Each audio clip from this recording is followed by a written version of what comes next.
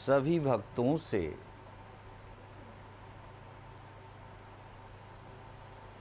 जीवन के रहस्यों को सुलझाने के लिए मैंने जो अपने जीवन में अनुभव किया है,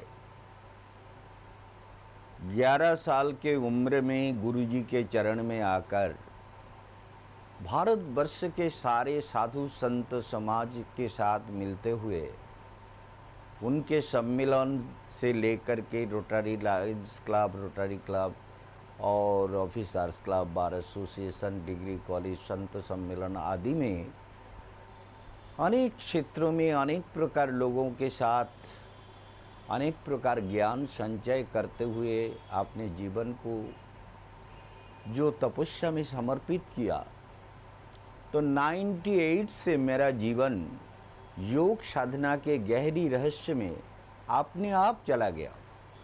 जो मेरे आश्रम में रहते हैं वो जानते हैं कि योग साधना में मैंने किसी के कहने पर नहीं गया, ना किसी ने मुझे उपदेश दिया, ना कोई मेरा गुरु था, ना किसी योगी के साथ हमारा मिलन हुआ। लेकिन हाँ, एक बात है, जब मैंने मेडिटेशन करना शुरू किया तभी महेश योगी का एक चैनल चलता था जो मेडिटेशन के बारे में ही बोलते थे और वो चैनल का नाम था महर्षि चैनल। शायद लोगों ने ध्यान नहीं दिया, दिन में कई घंटा करके उनका प्रोग्राम चलता था। तो महेश योगी ने कहा कि ट्रांसेंडेंटल मेडिटेशन, भावातीत ध्यान और यूनिफाइड फील्ड योग भूमि, ये दोनों को जीवन में जो अपनाएगा उसका जीवन अपने आप सुंदर होने लगेगा। प्रकृति उसको सभी प्रकार की सहायता करेगी, उसका जीवन सुंदर होगा, मन सुंदर होगा, विचार भावनाएं सुंदर होंगी। यही सत्य को जानने के लिए, समझाने के लिए मैंने अपने जीवन में अभी एक YouTube चैनल हम लॉन्च किए हैं और भक्ति योगाश्रम ट्रस्ट अमर कथा के नाम से ये YouTube चैनल आप लोग सारे दुनिया में देख सकते हैं।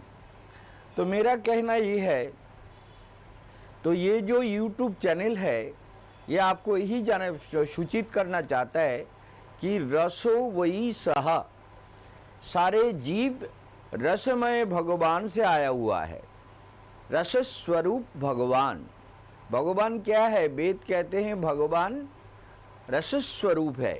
रस बोई, बोई का अर्थ हुआ निश्चितम, रस ही उनका स्वरूप है।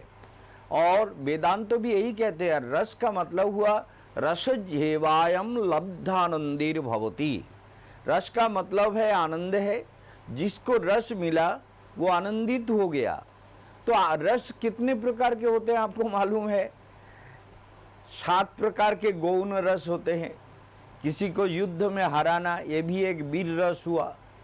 हंसना इत्यादि प्रकार के संग, जैसे दास्य रस, प्रभु को संतुष्ट कर दिया सेवक ने, तो ये दास्य रस हुआ। माँ बेटे को बहुत प्यार से समझा बुझा के सुंदर बना दिया, तो ये वात्सल्य रस हुआ। और सख्य, सखा के साथ इतनी मित्रता, इतनी अच्छी भावनाएं हुई, ये सख्य रस है। और जो पति पत्नी के साथ जो संबंध मधुर हुआ, एक दूसरे को प्यार बांटा और एक दूसरे के साथ मिल करके